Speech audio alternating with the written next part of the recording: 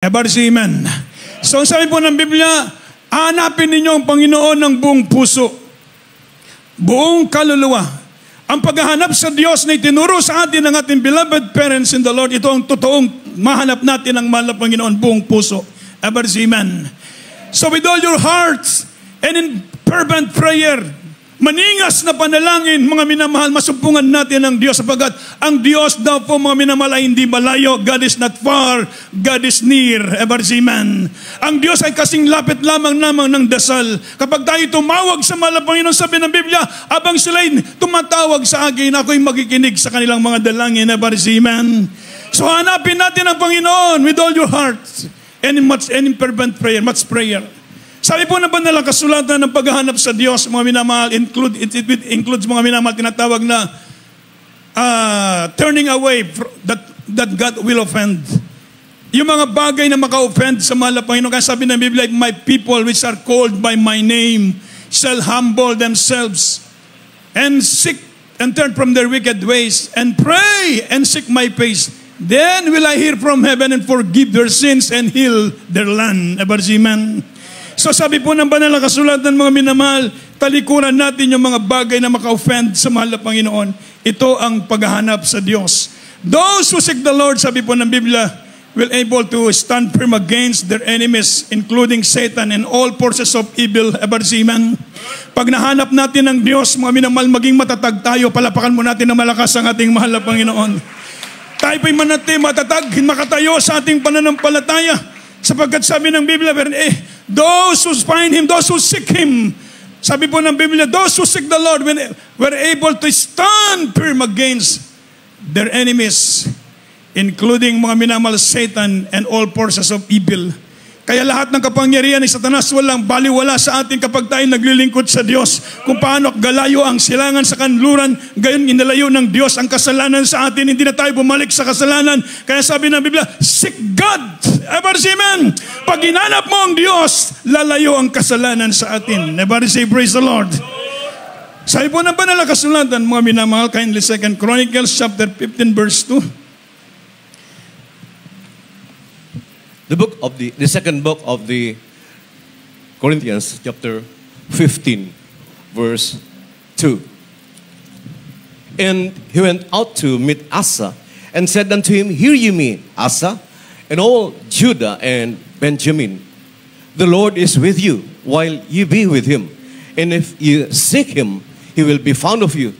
But if ye forsake him, he will forsake you.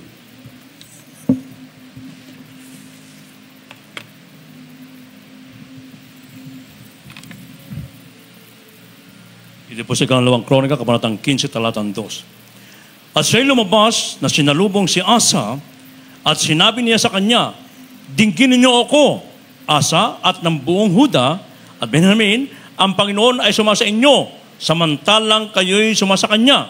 At kung inyong hanapin siya, siya'y masusumpungan ninyo. Ngunit kung pabayaan niyo siya, Kanyang pababayaan kayo. Amen. Amen. Everybody shout, Amen. Praise the Lord. So ang sabi po ng Biblia, kung hanapin mo ang Diyos, masumpungan mo siya. Subalit kung itakwil mo ang Diyos, itatakwil ka rin ng mahal na Panginoon. Ibig sabihin ito, yung standard ng Diyos, hindi magbabago rin ang standard ng mahal na Panginoon. Amen. Kung hanapin mo ang Diyos, masumpungan mo siya. Subalit kung itakwil mo ang Diyos, itatakwil ka rin ng ating mahal na Panginoon. Mga minamahal, kaya po sabi po ng banal na kasulatan, mga minamahal, kung mahanap natin ang mahal na Panginoon, sabi po ng Biblia, napakapalad natin. Those who seek the Lord, mga minamahal, sabi po ng Biblia, mga minamahal, you shall find grace, mercy, and help in times of need. Amen. Makasumpong ka ng abaghawa, tulong ng gagaling sa mahal na Panginoon sa mga oras ng iyong pangangailangan, isang malakas na palakpak para sa ating mabait na Diyos. Isa pong testimonyo nangyari sa aking beloved son na si Luke. Yung aking son, mga minamahal, si Luke, nag-drive siya ng daling ating gabi at inatid yung kanyang sister doon sa airport. Nagpaalam siya mga 10 o'clock.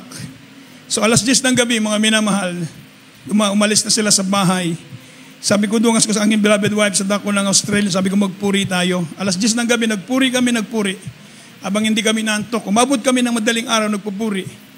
Bandang 1:00 ng madaling araw, nag-message yung kanyang sister, nag-send ng picture. Nakita ko po yung sasakyan ng ginamit ng aking anak, mga minamahal, talagang nawasak yung bubong. So yung aking beloved wife nanginig sa takot. Pagkatapos mga minamahal, nag-send uli, kasi putol-putol yung mga minamahal, sabi niya, aksidente sa lalok. Pero mga minamahal, ang kahabagan ng Diyos. Yung sasakyan po kasi mga minamahal, yung merong tumawid na crane, yung malaking truck na merong crane ba? Wala silang spotlight, wala silang warning device, wala ding convoy. Bawal tumawid yun. Kinross nila sa kalsada. Merong crane yun, pero parang bomba. Mababa. Binangga nung anak ko yun dahil walang ilaw, madilim. Wasak yung bubong. Dito po ang tama. Dapat dito ang tama. Mga minamahal, sabi ng mga tao, patay, patay. Kasi nawala halos maubos yung bubong ng sasakyan hanggang likod. Mga minamahal, subalit itinabi ni Lok yung sasakyan. Sabi ng driver ng truck, sa buhay. Lumabas, mga minamahal, yung aking anak naliligo ng bubog.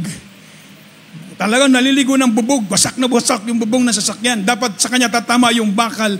Pero ang himala ng Diyos sa unang dalangin ng ating beloved honorable pastor, beloved children, kahit galos ng pusa, mga minamahal, wala, mga minamahal, amen. Hindi malubos maisip ng mga tao nandoon, bakit walang namatay? Sabi nila, imposibleng walang mamatay, dapat lahat ng mga pasero niyan maubos lahat dahil bubong niyang tama.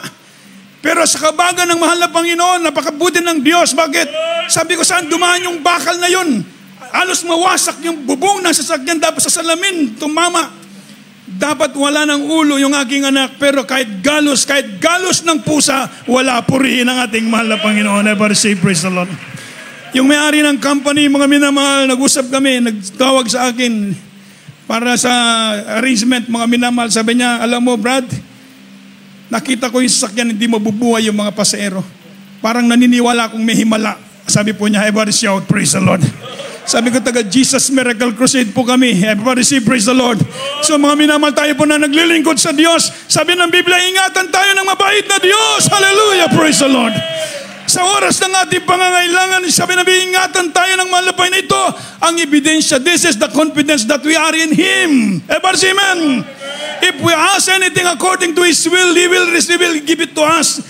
Everybody say, praise the Lord. Ibibigay ng Diyos sa atin, mga minamahal. Huwag tayong magsawa, magpuri, magpasalamat sa mahal na Panginoon. Kapag hindi pa tayo inaantok, umawit tayo sa mahal na Panginoon, pupurihin natin ang Diyos. Everybody say, praise the Lord. Hallelujah. Yan ang pag-iingat ng mahal na Panginoon. Tayo po na naglilingkod sa Kanya. Kaya pag nandito na tayo sa paglilingkod sa mahal na Panginoon, imposible sa lahat ng imposible na walang mangyari sa aking anak. Pero ulitin ko, kahit galos ng pusa, parang galos ng pusa, walang nangyari. Bakit? Iningatan tayo ng mga anghel ng Diyos. Everybody shout, praise the Lord. So another thing, mga minamahal, na non-negotiable, fear God, not men. Matakot tayo sa Diyos, hindi sa tao. Everybody say amen. Ang dapat nating katakutan ng Diyos, ang ating beloved pastor, inuulit-ulit niya ang kanyang panginginig at takot sa paglilingkod sa ating mahal na Panginoon. Ito ang non-negotiable na dapat gawin ng Kristiyano. Matakot tayo sa Diyos, hindi sa tao. Everybody say amen. Psalm, Proverbs chapter 19 verse 23. The book of Proverbs chapter 19 verse 23. The fear of the Lord tendeth to life, and he that hath it shall abide satisfied. He shall not be visited with evil. Amen.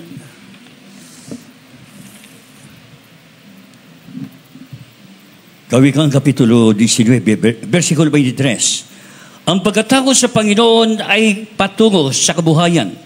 At ang nagtatangkilik noon ay tatahang may kasiyahan. Hindi siya dadalawin ng kasamaan. Oh, isa pong malakas na palakpak para sa mabait na Diyos. Praise the Lord. Ito ang isa kahalagaan ng pagkatakot natin sa mahal na Panginoon. Kaya ang ating beloved parents in the Lord, mga minamahal, tinuturo sa ating lahat, magkakaroon tayo ng takot sa Diyos. Fear God, not men. Sabi naman, Pastor, hindi ako natatakot sa tao, natatakot lamang ako sa Diyos. Amen. So ipinakita niya ang kanyang pagkatakot sa Diyos, mga minamahal, dahil ito'y non-negotiable. Dapat tayong matakot sa mahal na Panginoon, hindi sa tao, sapagkat siya ang pinagmumulan ng buhay. Kapag ang sino mang may takot sa Diyos, sabi ng Biblia, mga minamahal, ilalayo ng Diyos sa kasamaan. Never say, praise the Lord. Sino mang may takot sa ito, magbigay ng satisfaction sa buhay natin. Never say, praise the Lord. Ano pong satisfaction ibigay ng ating pagkatakot sapagkat siya pinagmumulan ng lahat ng bagay. Everybody say amen. Kaya mga minamahal, kahit si King Solomon, nagsabi si King Solomon, the search of a natural man for satisfaction and happiness is not to be found in great possession. It's not to be found in worldly pleasure. It's not to be found, mga minamahal, in acquisition of wisdom. Sabi ni King Solomon, in His presence, there is fullness of joy. There is satisfaction in Him. Palapakan po natin ng malakas ang ating mahal na Panginoon. I want to say, praise the Lord. Nandun ako sa Canada, mga minamahal. Meron akong binautismuhan sa dakong Vancouver, isang Chinese. Kasama yung kanyang dalawang binatilyong anak at sa kanyang asawa. At nung kami nag-uusap, sabi niya sa akin, you know, Brother Neil, Canada sounds good, but no life. Pero ngayon, sabi niya, meron na totoong buhay. Nararamdaman kong ang buhay nasa mahal na Panginoon. Ibig sabihin, mga minamahal, totoong buhay meron tayo. Yung isa nating choir member sa dako ng Cebu, nagtapos ng 6 na kurso. 4 doon, mga minamahal, pinasa niya sa board exam. Isa sa UP. Fortunately, naging citizen ng Canada. Pagkatapos nandoon sa may parting Toronto, nung siya'y magkaroon ng karamdaman, naging nurse na doon, naging citizen na siya ng Canada. Dahil inisip na pag nandoon, okay na, wala nang problema sa Medicare. Pero nung siya'y magkaramdaman doon, hindi gumaling, umuwi sa Pilipinas, mga minamahal, bumalik sa paglilingkod sa man nagpakainit ngayon, hanggang ngayon, buhay siya ng choir member. Palapakan natin ng malakas ang ating mahal na Panginoon. Ang lahat na nakasumpong sa Diyos, magkaroon ng totoong buhay. Ever say, praise the Lord. Buhay na kalugod-lugod sa mahal na Panginoon. Kaya sabi po ng Biblia, matakot tayo sa Diyos. Fear God, not man. Another thing, sabi po ng Biblia, love God, not the word. Ito po ang non-negotiable. Pag sinabi na non-negotiable, hindi natin pwedeng baguhin. Love God, not the word. 1 John chapter 2, verse 15 to 17. Sige po, mga kapatid. First book of John chapter 2 from verse 15 up to verse 17. Love not the world, neither the things that are in the world. If any man love the world, the love of the Father is not in him. Yes. For all that is in the world, the lust of the flesh, and the lust of the eyes, and the pride of life, is not of the Father, but is of the world. And the world passeth away, and the lust thereof. But he that doeth the will of God abideth forever.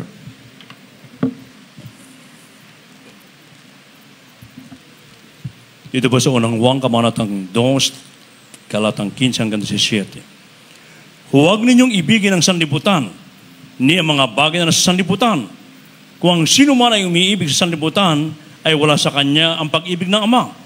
Sapagkat ang lahat ng nasa sanlibutan, ang masamang pita ng laman at ng masamang pita ng mga mata at ng kapalaluan sa buhay ay hindi mula sa Ama, kundi sa sanlibutan.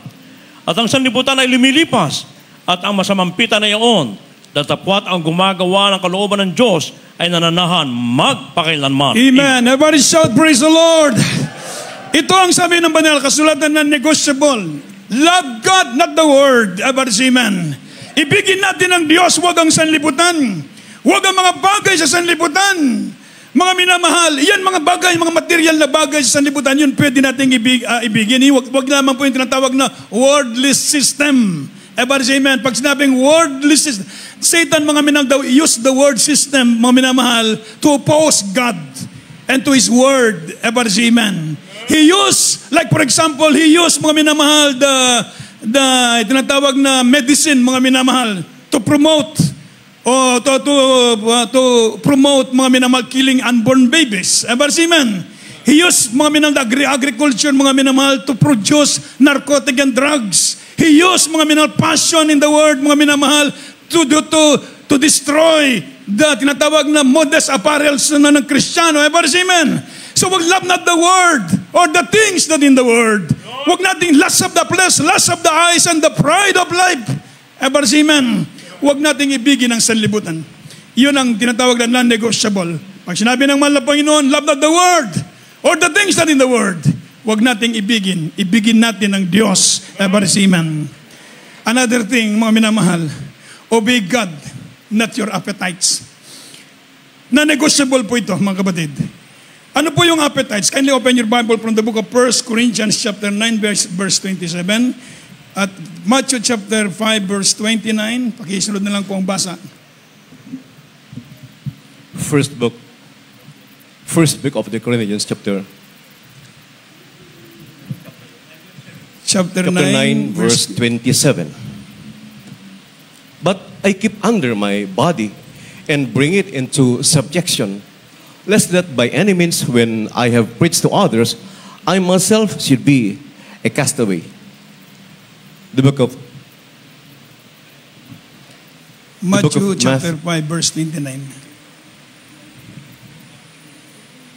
Book of Matthew chapter 5 verse 29.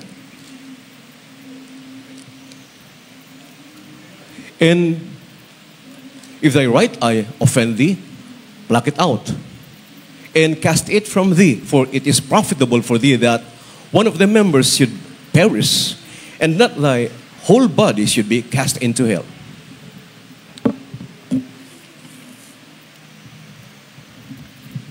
Unang mga taga-Korinto, Kapitulo 9, versikulo 27. Ngunit hinahampas ko ang aking katawan at aking sinusupil, baka sakali sa anumang paraan, pagkakapangaral ko sa iba, ay ako rin ang itakwil.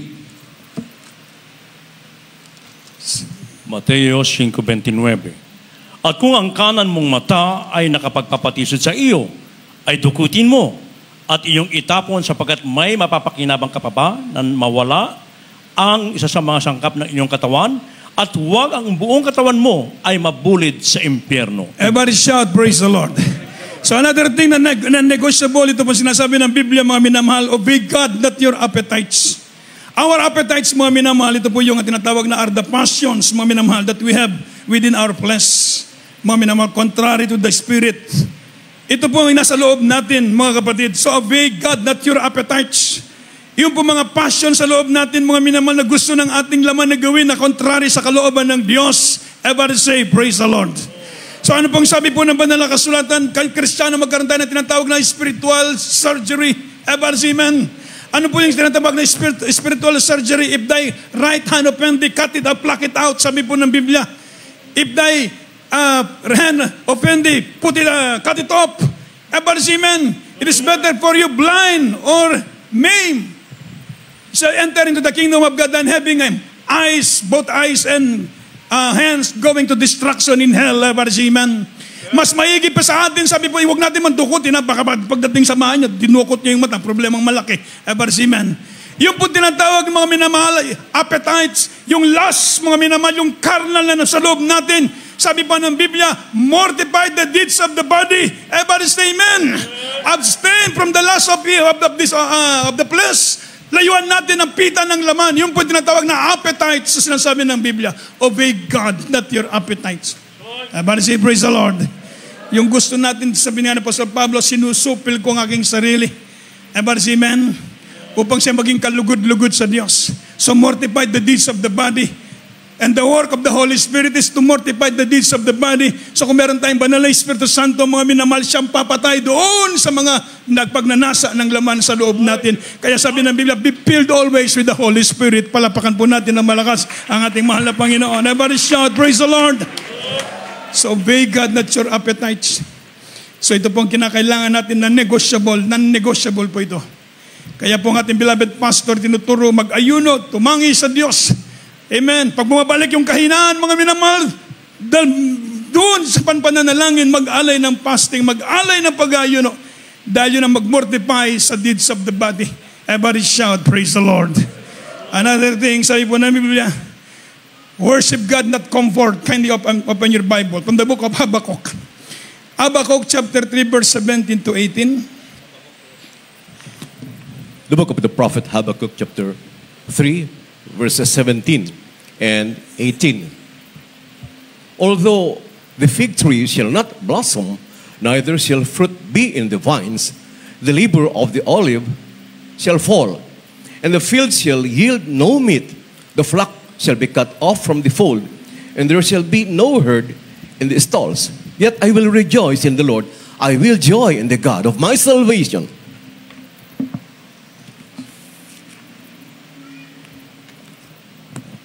Dito po sa Habakuk Kapitulo 3, versikulo 17 hanggang 18. Bagamat ang puno ng igos ay hindi namumulaklak, ni magkakaroon man ng bunga ng mga puno ng ubas, ang bunga ng olibo ay naglilikat at ang mga bukid ay hindi nagbibigay ng pagkain.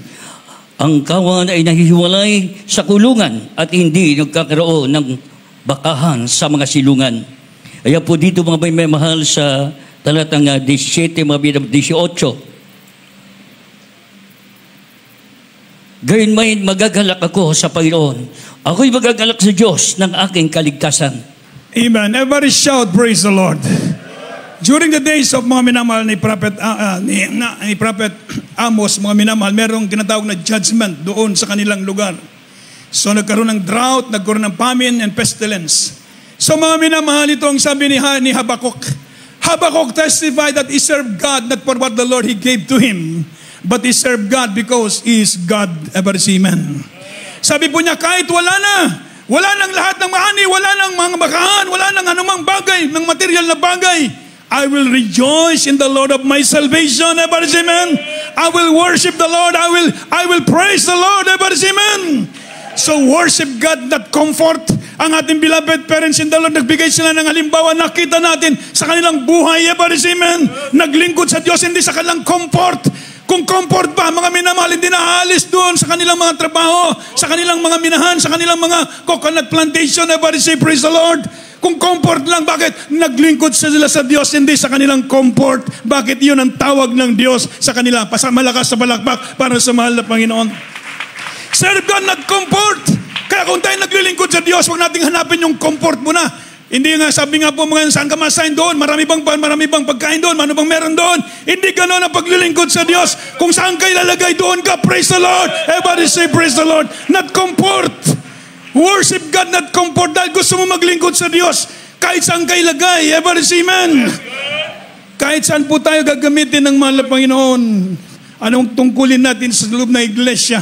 Manunugtog, mga awit, tagalinis ng CR, ano man pong merong meeting na ginaganap natin dito, naglilingkod tayo sa Diyos, hindi sa ating comfort. Palapakan po natin ng malakas ang mahal na Panginoon. Gagawin natin ang paglilingkod na ito, ang ating beloved parents in the Lord. Perfect example. Ever say amen. Serve the Lord na mga minamahal. He worship the Lord, mga minamahal. Habakuk testify, I worship the Lord. Sabi ni Habakuk, mga minamahal, he testified that he will serve God, that because the Lord, what the Lord gave to him, but he served God because he is God. Sa malakas sa balakbak para sa mahal na Panginoon. Maglingkod tayo sa Diyos, hindi sa comfort. Yung comfort, ibibigay ng Diyos sa atin. Amen. Kung sakali man walang comfort, maglilingkod pa rin tayo sa Diyos. Amen. Anong sabi ni Habakuk? Kahit wala ng pagkain, kahit wala ng bakahan, wala ng asno, wala ng tupa. Sabi ni Habakuk, I will worship the Lord. I serve the Lord. Amen. Ganun ang paglilingkod sa Diyos. Hindi tayo sa comfort zone tayo, nandun tayo magmainit sa paglilingkod sa mahal na Panginoon. Kahit saan kayo lagay, everybody say, praise the Lord. Amen. Dahil naglilingkod tayo sa mabait na Diyos. Sa malakas na balakbak para sa mahal na Panginoon. Ito yung mga non-negotiable na ating dapat dapat nating unawain. Ang paglilingkod natin na ito, binigyan tayo ng perfectong halimbawa ng ating beloved parents in the Lord. Itinuro nila ito. Ito yung mga non-negotiable. Ito po yung mga paalala lamang ngayon sa atin nung kami na natuturuan ng ating beloved parents in the Lord. Ito po yung aming tinatandaan. Everybody say, praise the Lord. Bakit ito pala yung malaging kapakinabangan sa aming paglilingkod sa ating mahal na Panginoon. Everybody say, praise the Lord. Isang araw yung aking brother nag-message sa akin. Matagal na, dekada na. Sabi ng aking brother, nandun sila sa Saudi, nagtatrabaho sila sa drilling. Yung isa nasa taas, yung isa nasa baba. Nagbubutas sila sa lupa, humanap ng tubig. Alam niyo po, malaking barena. Yung bakal may more than 30 tons. nakatali ng kable sa taas. Yung brother kong isa nasa baba, yung isa kong brother nasa taas. Yung more than 30 tons na bakal, siguro laki ng container van, biglang bumigay, nahulagpos sa mga kable. Tatama doon sa aking brother. Mga minamahal, split in a second. Matamaan yung aking brother. Subalit, sabi ng aking brother, merong umawak sa likod niya. Bigla siyang hinila, mga minamahal. Paghila, mga minamahal, halos mag-abot yung kamay sa yung tuhod niya sa paghila. Siya naman ang pagbaksak ng bakal. Ever say amen. Sabi ng aking brother, ipatotoo mo kahit saan ka mag-preach. Kung hindi buhay ang Diyos, abo na lang akong ipauwi sa Pilipinas. Ever shout, praise the Lord. Tinwento ko sa ating malapastor, sabi ko, malapastor, grabe po nangyari sa aking brother. Sabi ng malapastor, dahil sa prayer mo. Mga minamahal, yun ang sinabi sa akin ng malapastor. Kaya po mga kapatid, pag naglilingkod tayo sa Diyos, mga minamahal, ang mahal na Panginoon natutuwa. Ever say amen. Nalulugod ang mahal na Panginoon. Kaya huwag tayong magsawa sa pananalangin. Palapakan natin ang malakas ang ating mahal na Panginoon. Praise the Lord. So yung mga himala na ito, nangyayari sa ating mga buhay, sa buhay ng mga kapatiran, sa buhay ng ating mga mahal sa buhay, dahil mga kapatid, nasa katotohanan tayo. Tinuturuan tayo ng ating beloved parents in the Lord, nagpahanay, pamuhay ang kalooban ng mahal na Panginoon upang para sa ating kapakanan, isang malakas na balakbak para sa mahal na Panginoon. Tayo pong lahat mga minamahal ay tumayo. At sa oras na ito mga kapatid, praise the Lord, awitin natin ating mabait na Diyos, mga minamahal, praise the Lord. Hallelujah, praise the Lord, hallelujah.